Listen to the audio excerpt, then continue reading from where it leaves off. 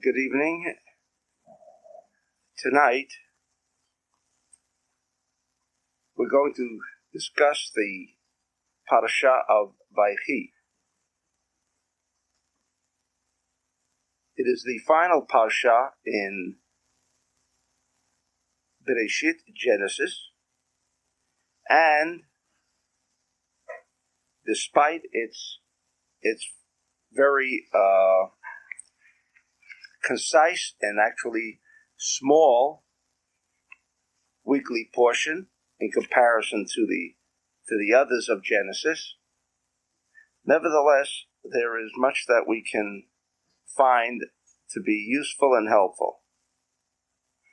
But before I begin discussing this week's portion, in the morning someone had suggested that for those who cannot attend a synagogue that has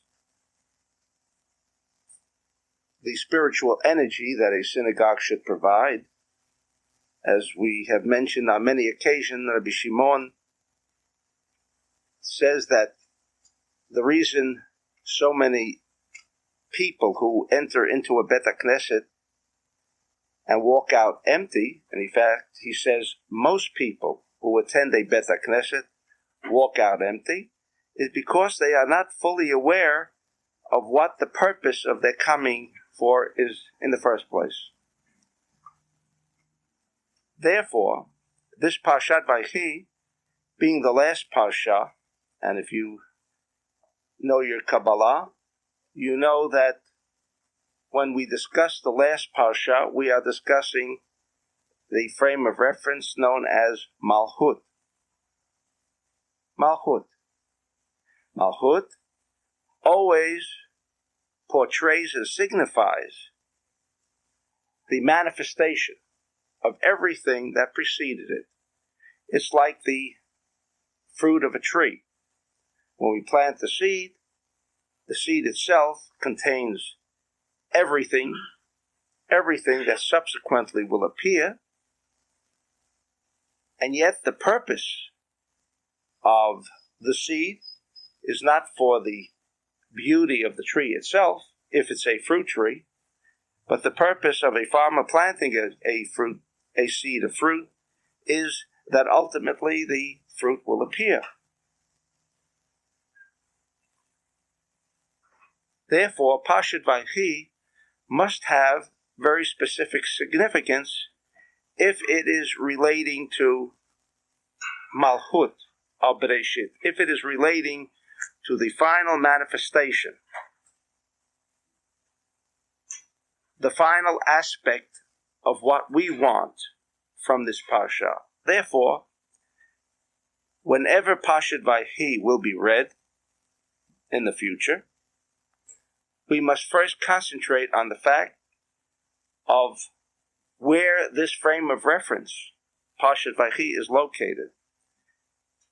In addition, we know that there are 5 books of Moses. And why are there 5? Not 4, not 2, not 3. We know that there is no such thing as that's how much ink there was, or that was all there was to be said, because this would indicate a very physical manifestation of so great a document as the Bible. Therefore, we know that when there is 5, it immediately indicates and refers to the 5 bottled up energies that this world consists of. Energies. And if there is somebody still asking why is energy so important, then it's true. For those who never feel drained, for those who never feel sick, for those who are very confident that tomorrow no accident will ever happen, for those who are not only feeling well today, but are confident that tomorrow they will never get sick, for those people who are fairly certain about their life, meaning that they can control their own destiny, the purpose of the Torah has no meaning.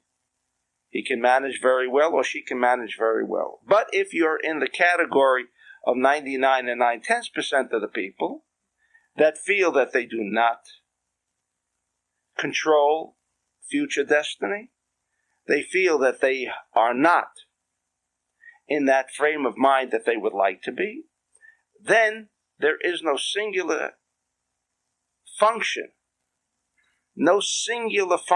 in the Bet HaKnesset as the reading of the Torah. One of the indications of the importance of the reading of the Torah, that during the time that the Torah is read in a Bet HaKnesset, that is usually the time that you can converse and discuss many things between you and your friends, or even go out for a little breath of fresh air.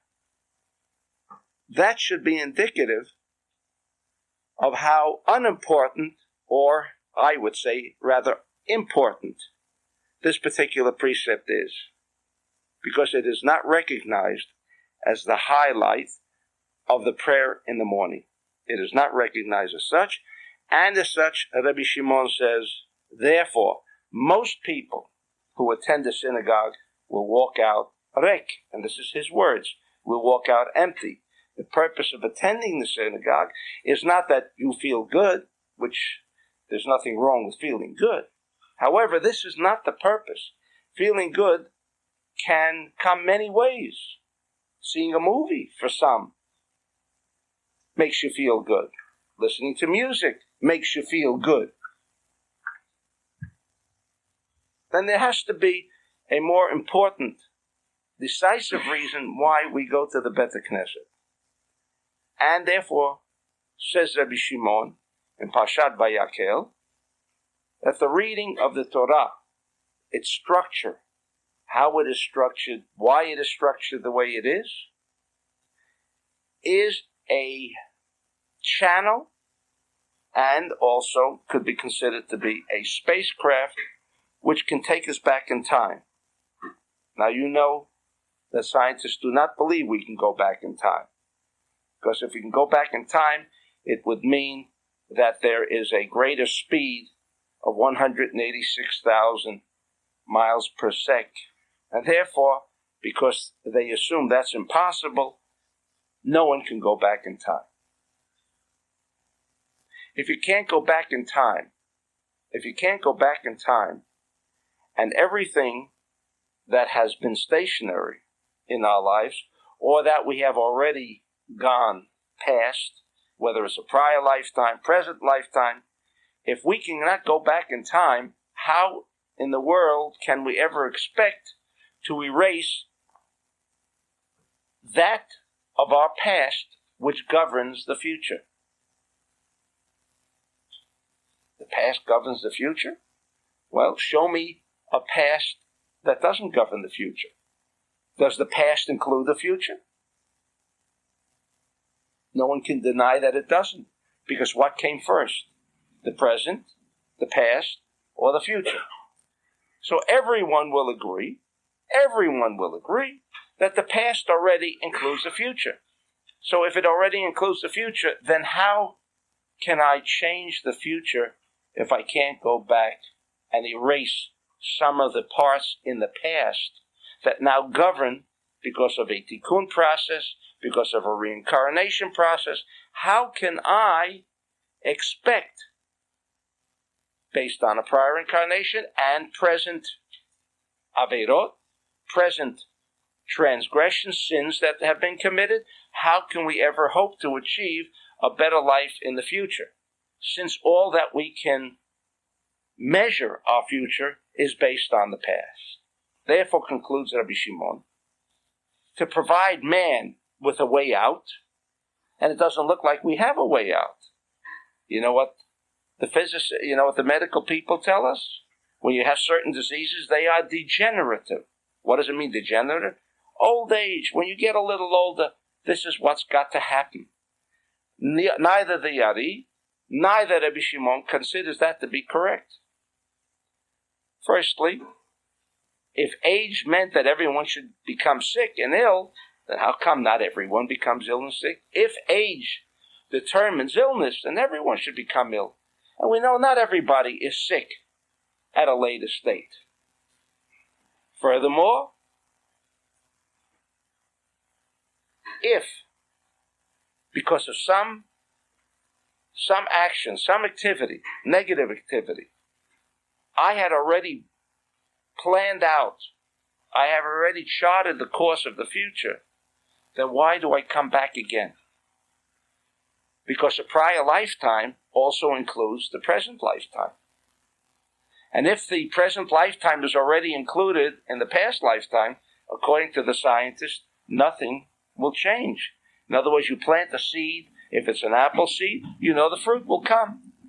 This year, 5 years, 10 years, whenever it appears. Because it already is included within the seed in a potential manner, it's going to come. Therefore, says the Zohar, that this instrument called the Torah can provide a means, a spacecraft, by which I can turn back into the past. The only method that we have at our disposal, week in and week out. That means that each week, if based on a prior lifetime or based on the present lifetime, the next week, this and that is supposed to happen because it's already included in the past, I can change it. How can you change it? By going back to the past before this even occurred. And if I can take a pencil or an eraser of a pencil and somehow erase it, then the past no longer will govern that future that is destined to include sickness, illness, and everything else. So the purpose of reading the Torah is to bring us back to the past. Now what, and this in fact, unfortunately, lasts only for 1 week. Only 1 week. All of the benefits that we can achieve and receive from the Shabbat, reading of the Torah on Shabbat, lasts only 1 week. It is only sufficient to bring me back and cover the week that follows. No more. No more. But that's an accomplishment too. At least 1 week in the year, someone can have a breath of freedom. Also rather rare and unusual in today's society of stress and all the other problems that exist in our society. In addition to hearing the Torah, and also we will hear tonight, that the problem of a Sefer Torah being valid was a problem that did not arise today. As you know, about 90% of the Torah, Sifrei Torah, all over the world, are pasul, are not valid. And unfortunately, even those who have a desire to finally, at least once a week, maybe for an hour or two, to capture the importance, and because they've attended our classes and understand the importance of returning back in time, you must have the proper spacecraft, or not, you wind up in a Challenger. Just like that. Just like that. It's that serious. And we will hear the words of the Zohar on this matter dating back 2,000 years ago. So it is not a problem of today. It is a problem that existed 2,000 years ago. The problem of acquiring the proper Sefer Torah. But assuming we have the proper Sefer Torah, we must also understand what we want to draw and what we want to achieve from the reading. In other words, just listening to the reading, and not understanding what is it that I can achieve. What is it that I expect to draw out, to take out from this particular Parsha, and I don't understand why it is being read, I don't know what it contains. Then also says it Rabbi Shimon, it was an exercise in futility. You have the kosher Sefer Torah, you have a valid one, and you know the importance of it, but you don't know what is it that I can benefit from this particular reading. It is also, unfortunately, a trip that has not produced the required results. Why? Because knowing, as you know, is the connection. In Kabbalah, this is an old doctrine. Adam Yada et Chava, chapter 4 of Genesis. Adam knew Eve and she became pregnant. Now it's obvious from knowing Eve, it doesn't sound logical that she became pregnant. Answers the Zohar that the code word for Yada, knowing, is energy intelligence. It is just like this act of unifying a male and a female can produce the most remarkable entity that this world is aware of, a new human being. This is connection of energies. More so than energies that power whatever. It powers a new individual. It must be a powerful form of energy. And therefore the Zohar concludes that when it says Adam knew Eve, we learn from that knowing makes the connection. If you do not know, you have not connected. Therefore, in Parshat Vayechi, we shall learn today and discuss some of the highlights that whenever we will again listen to this Parsha, we will know exactly what there is contained within the whole coded Parsha, because it is all totally coded, as we will understand by the many questions raised by the Zohar, that by knowing what is taking place, by connecting to that which is being revealed by the Zohar, because it is very abstruse, there is in fact very little commentary on Parshat Vayechi, very little, because it essentially contains a few aspects. That's what it appears on the surface. And therefore, how much is there that we have to discuss? We begin with the first word, Vayechi Yaakov be'eretz Mitzrayim, and Yaakov lived be'eretz Mitzrayim, in the land of Egypt, so many years and so forth. The Zohar asks, what is this about? I mean, why do I have to know that he lived? Didn't I know that he went down to Egypt? Don't I know that he was living there? If he went there, obviously he was living there. And the Zohar, right at the beginning of Parshat Vayechi, says, and it's a remarkable revelation, something that even after we study this revelation, still becomes a little difficult as to what the Zohar meant to imply, but nevertheless the words are recited and stated. And that is the prophecy that Jacob received in Egypt, just like the prophecy of Moses, because where was Moses all his life? Or the crux of it, outside of Israel, that these two achieved a level of consciousness of prophecy that no other prophet ever came close or achieved that level of understanding and that level of consciousness called Nevuah. Only because they were outside of the land of Israel. Now, obviously, we know the power of the land of Israel. We know why it's called the Holy Land, because that's where the center of energy is located. That's where you can draw the maximum intensity of energy in Israel. Then why does the Zohar conclude that Vayechi Yaakov, the word Vayechi Yaakov, and he lived, meaning he took all of life, and that is Nevuah, past, present, and future, the whole of life's existence, from the beginning to the end, was revealed where?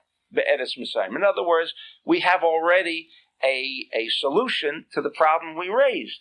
Why does the Torah have to inform us that Yaakov lived in Egypt? It's not telling us or repeating again that he lived in Egypt. And that it would be a worthless document. I mean, does it mean that the author wants to fill up enough pages so it doesn't look like a little book, and so he has to charge a particular price?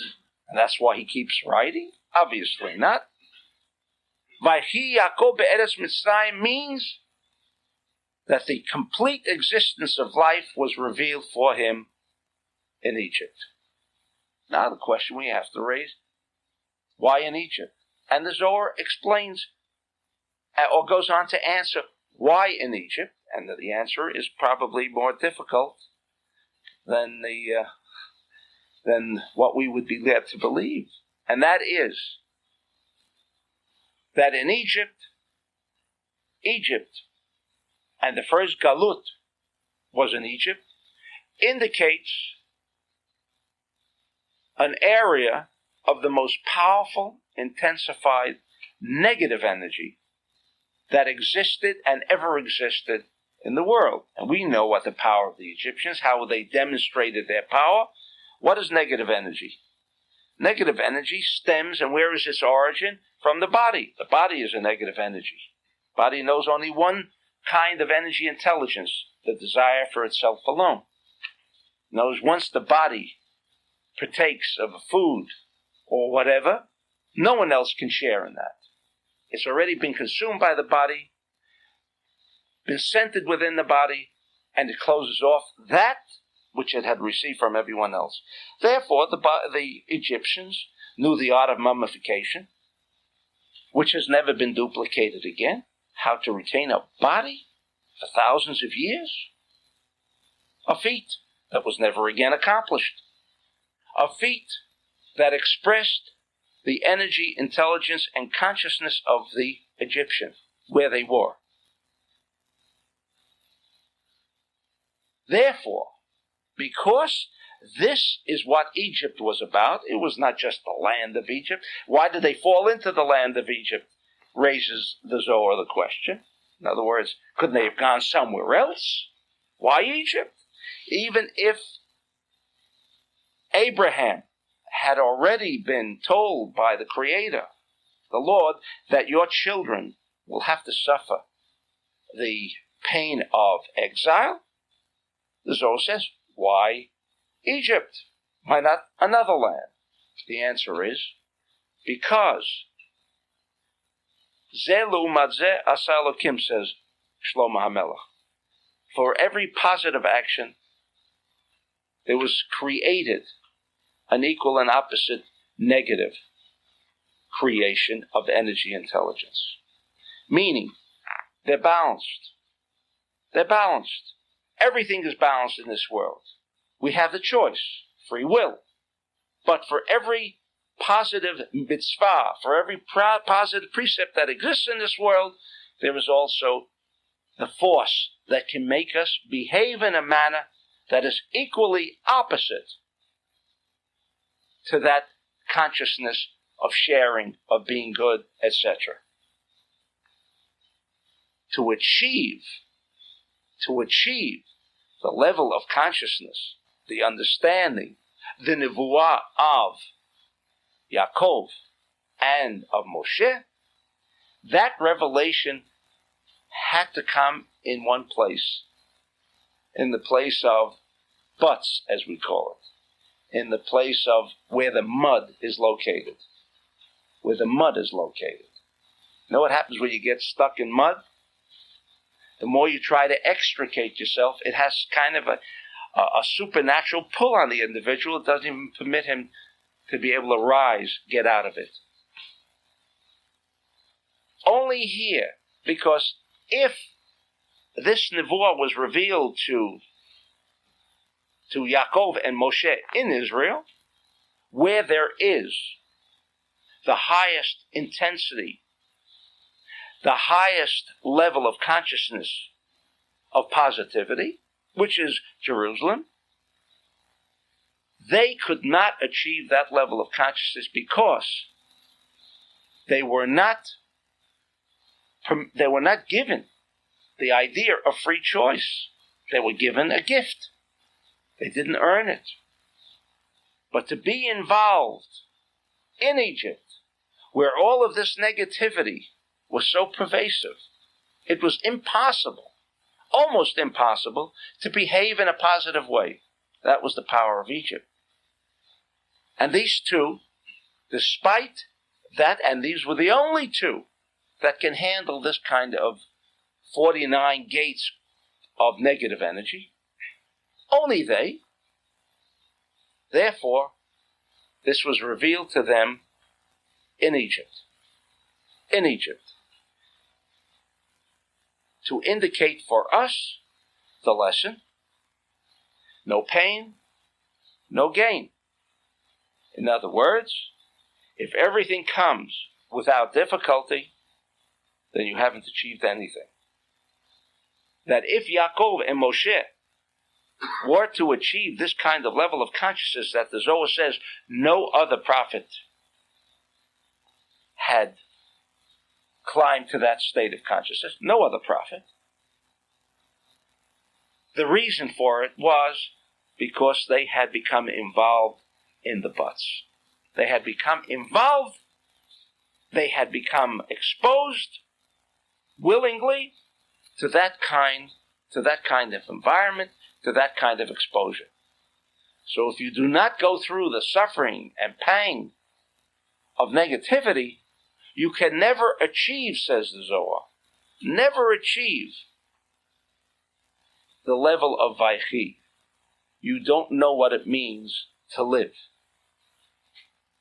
There is no way of measuring good, provided it is balanced with negativity.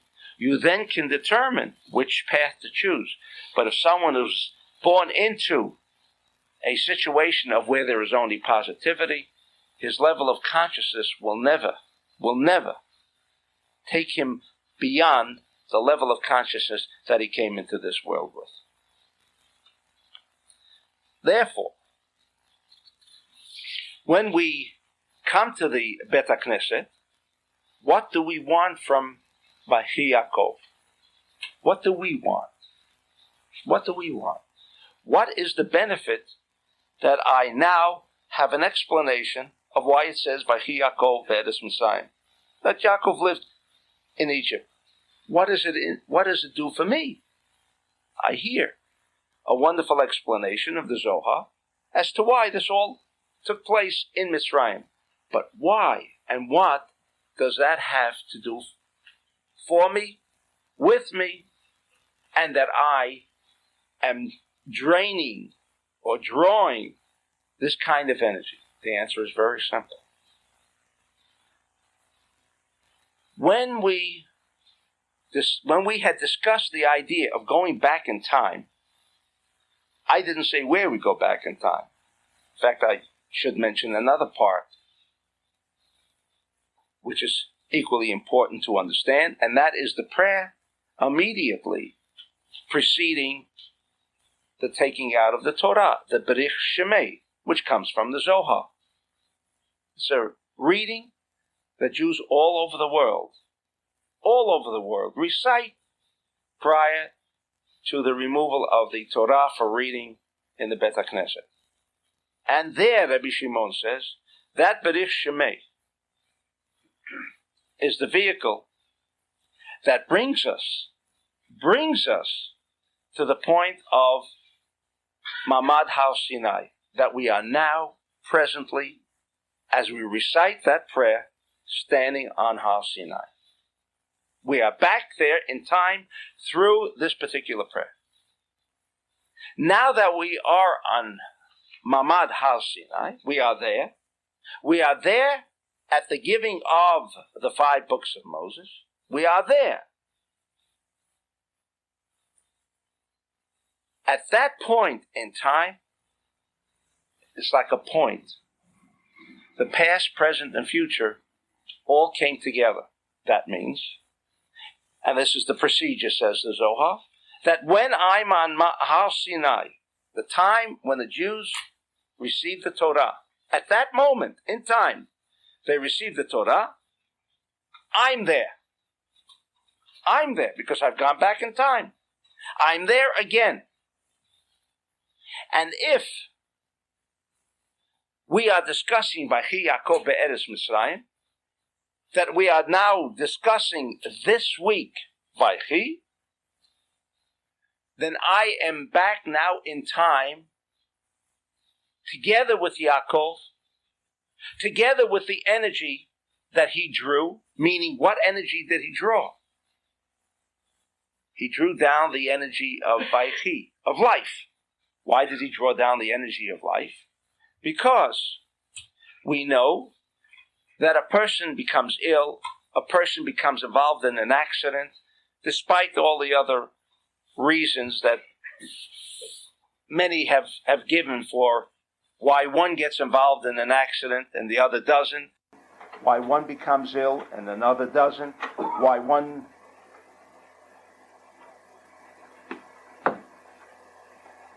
contracts the disease of cancer and another one doesn't. No logic. Period. There's absolutely no logic. Even the idea of stress has no logic. It is because we become vulnerable. We become vulnerable. What do you mean vulnerable?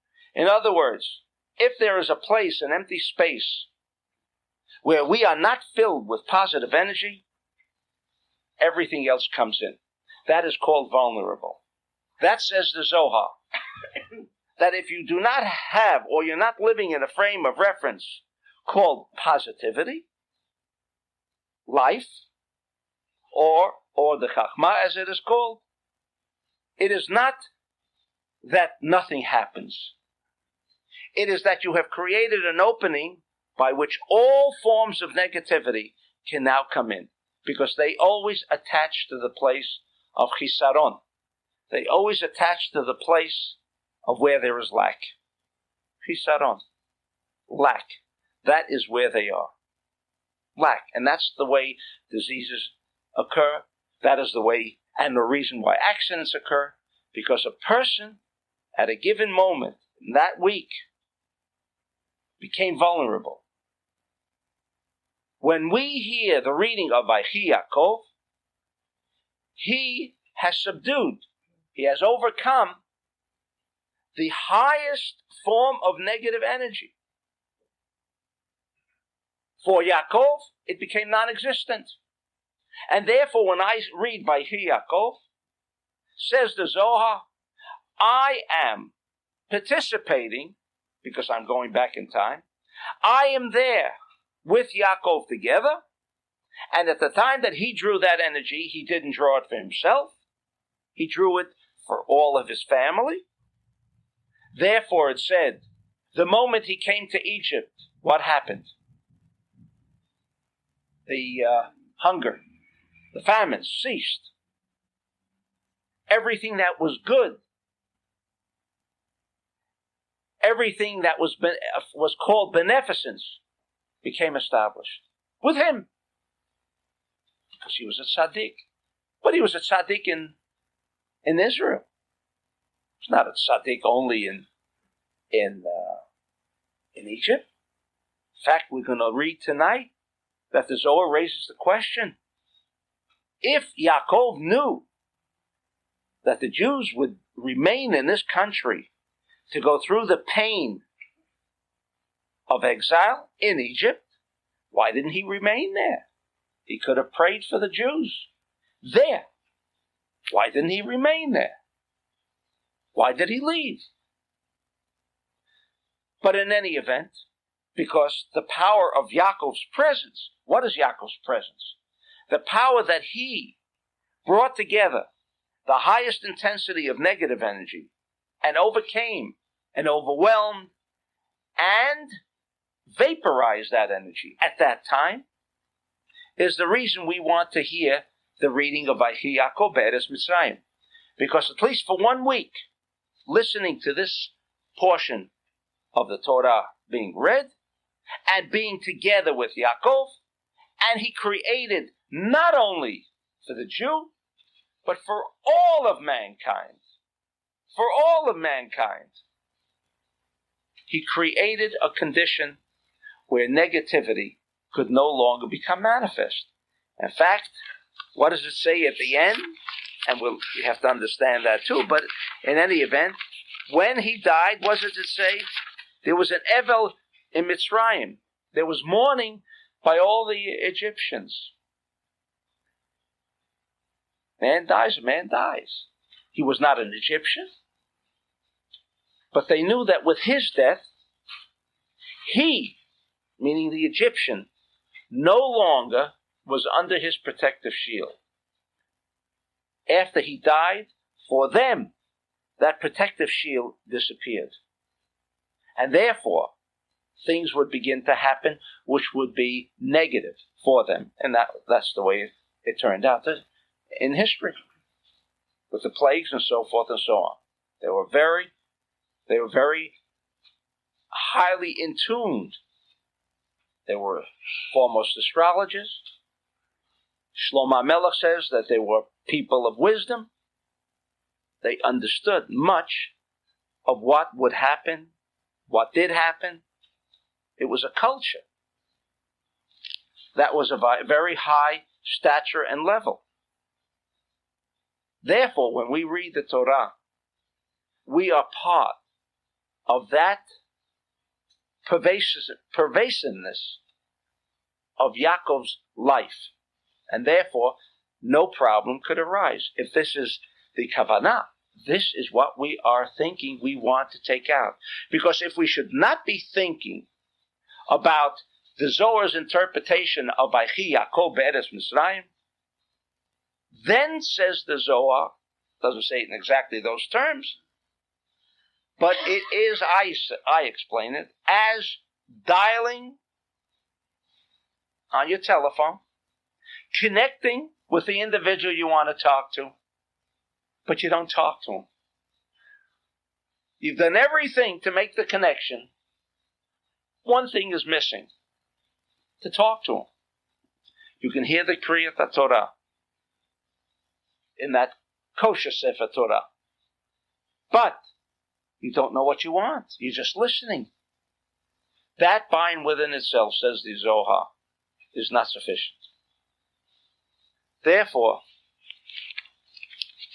this would be one of the benefits. I might say it is certainly a worthwhile benefit, at least for that week. Now there is an added advantage. There is an added advantage in Parshat Vayechi that is not found in any other parsha. I said that generally the energy that we can draw from the reading of the Parshat HaShavua on Shabbat is for 6 days. In Parshat Vayechi in particular, it is for the whole year. It can benefit us for the whole year. Why? Because I said before there are 5 books. Why are there 5 books? Because they all consist and all embody the 5 energy forces. There are only 5. Well, we know there are 10 sfirot. I won't go into it, but there are essentially only 5 sfirot.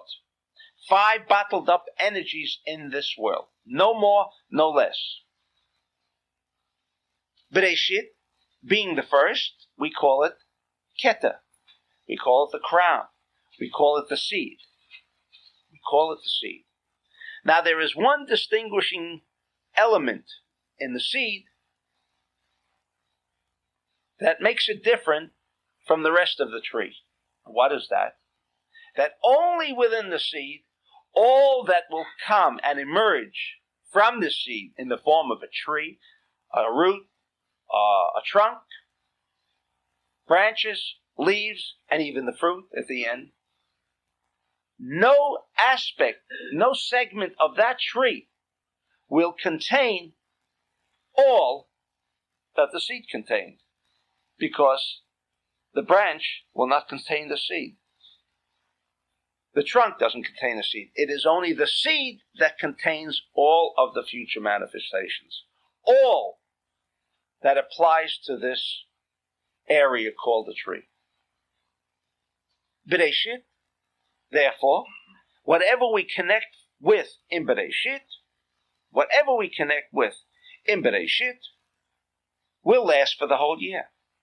Because this is the fruit of, and it also includes all of the next ensuing 4 books of reading that will be taking place on every Shabbat. But more important, Vayechi, as I said before, is the Malchut.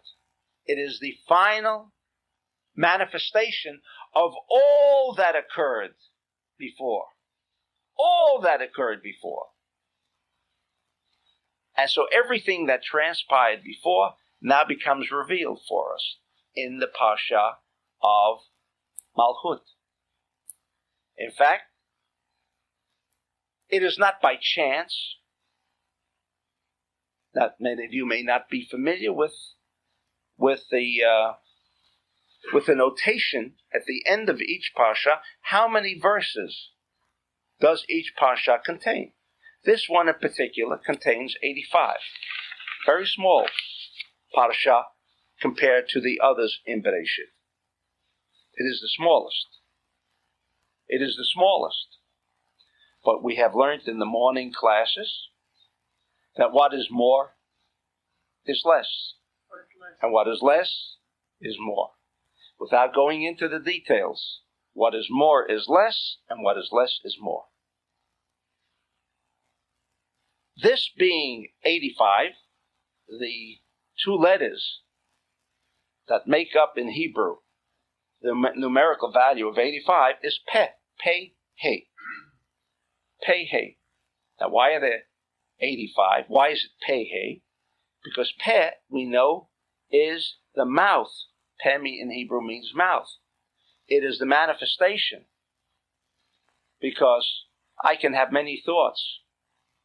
I can have a thought of putting up a high-rise building. As long as my thoughts do not become expressed by virtue of my speech to an architect, to whatever else is necessary, to whoever else has to participate in this structure, if I cannot communicate, nothing happens. In other words, it is the mouth that makes the ultimate thought consciousness, which is only potential, become expressed. Therefore, Vayechi has only 85, and it's structured not by chance. There is a very defined, precise method by the sages on why everything is divided the way it is divided.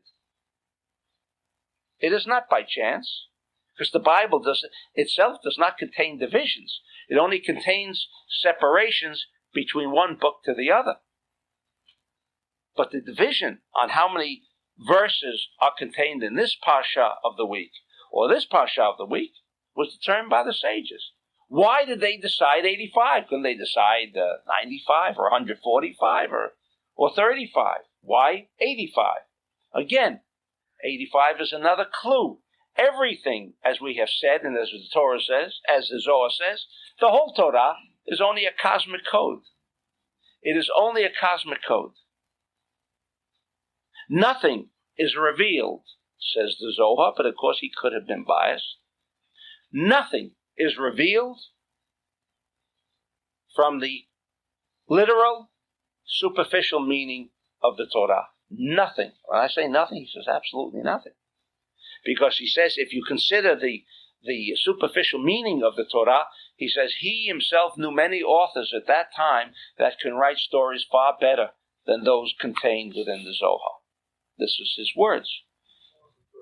Within the Torah. He knew many authors that can produce a better work than the one that is contained here.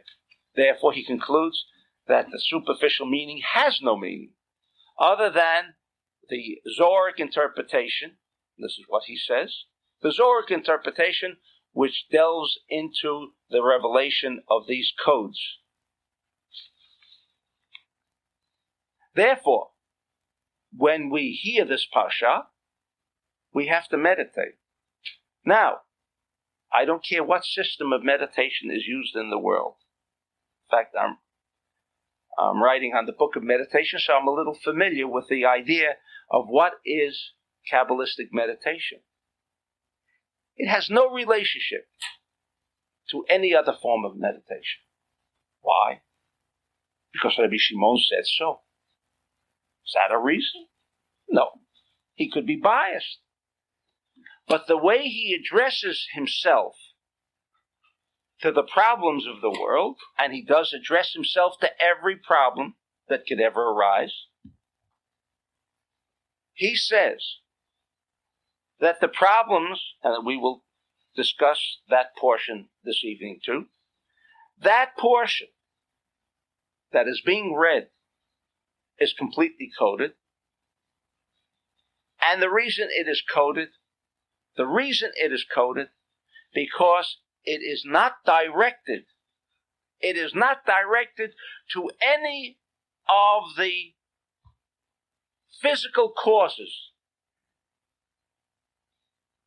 that create the chaos and disorder that we find in our own lives. In other words, there are many meditations that say, since stress is the cause of many of the degenerative diseases, like heart disease, cancer, and some others, and they claim it's caused by stress. So, the preventive medicine is the removal of stress, and therefore they get into different meditative techniques. Does it remove stress? Yeah. But what it doesn't remove is the cause for stress in the first place. What brought on the stress? So they say traumatic conditions. But the Zohar says, what brought on the traumatic conditions? Why did they happen in the first place? And if you can't go back to a primary source, and the Zohar concludes, the primary source does not belong on the physical superficial level.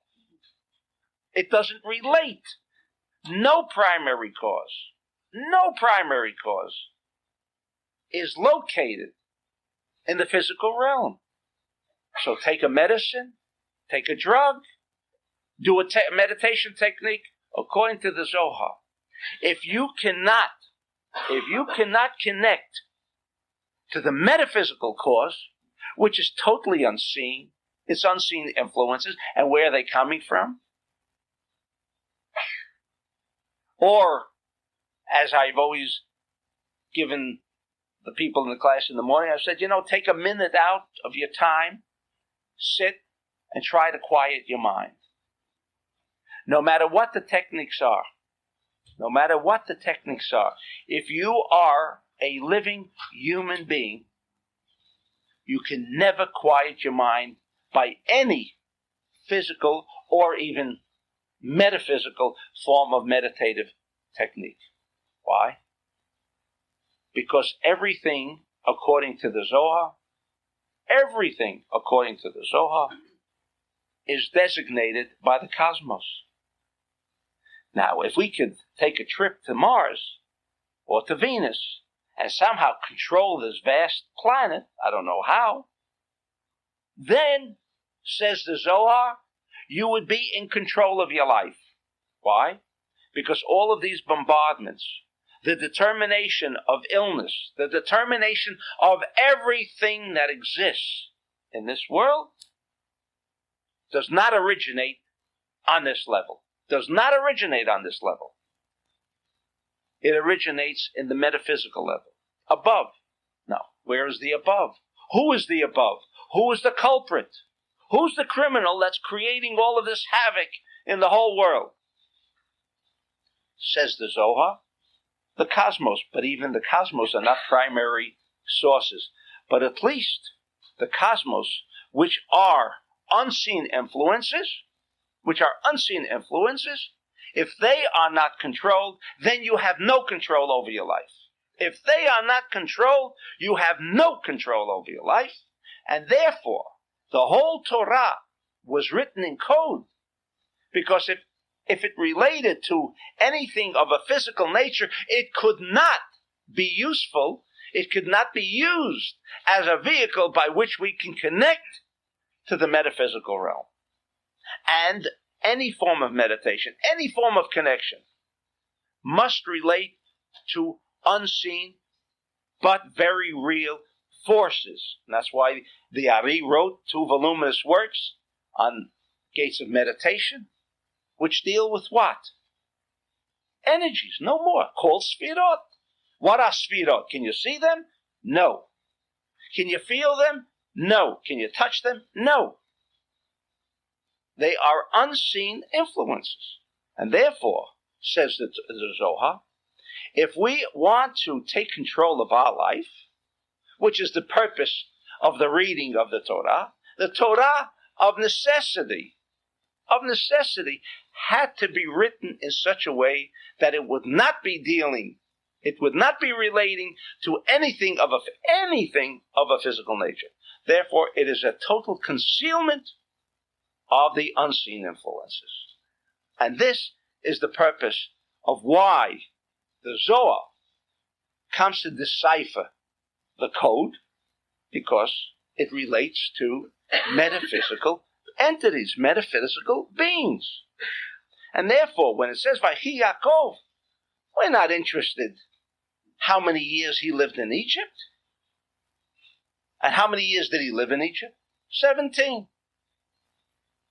I mean, does it really make any difference to anyone present in this room if he lived there 16 years or he lived 24 years? And today, maybe then it was important, but why would it even be important for those who lived at that time?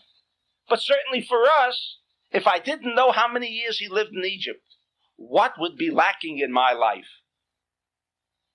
But then again, the Zohar says, how many years did he live there? 17. What is the code of 17? Tov. Good. Because it was Vayechi, when he, Yaakov, connected, as it says, and it's a lengthy discussion in the Zohar, how he connected and made the Vayechi, meaning all of existence, he brought into the realm of positive energy intelligences. If you are in that realm of positive energy intelligence and you can't get there, says the Zohar, by sitting down and meditating, you cannot get there. Because meditation is not by and within itself the channel to connect and control the planet of Shabtai, Saturn, that now governed last month and governed this month. Along came the Kabbalists, of which one was Rav Nechunya ben Hakana, and provided us with one of the most powerful forms of meditation, the Ana B'Koach. Words, the power of the alphabet, says the Rabbi Amnuna Sava in the Zohar. The power of the alphabet is your only vehicle by which you can land on Venus and you can land on Saturn, you can land all over.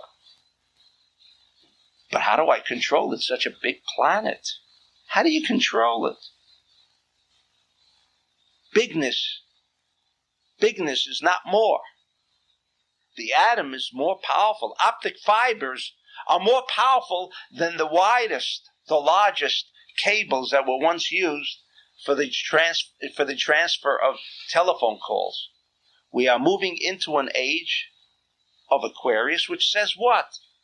One word. What is less is better.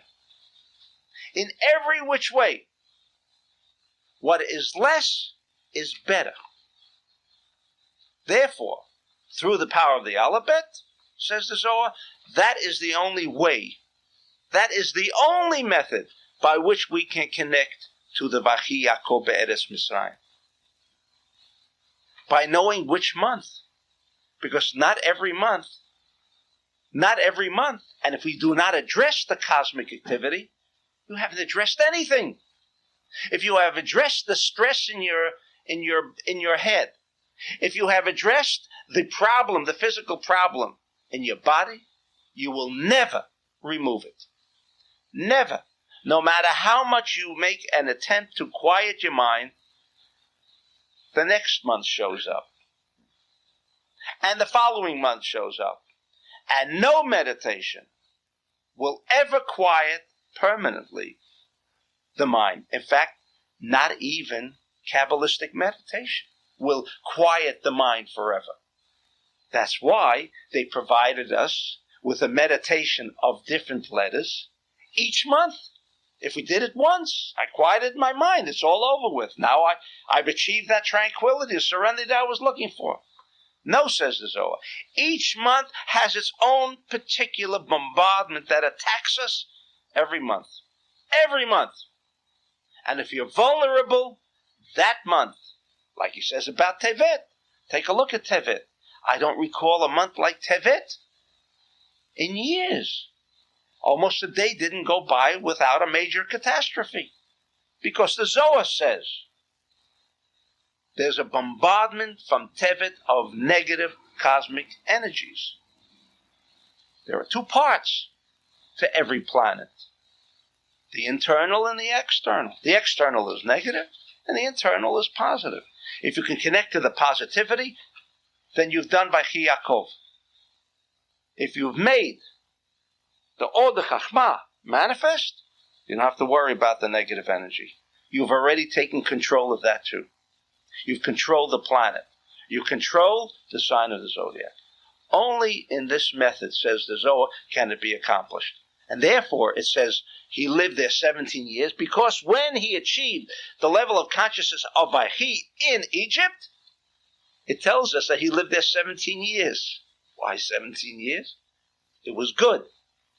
Because in Egypt, he was able to accomplish that kind of energy intelligence, that kind of power that for us, as we read it, can enjoy the same beneficence, the same benefits that Yaakov achieved in that day.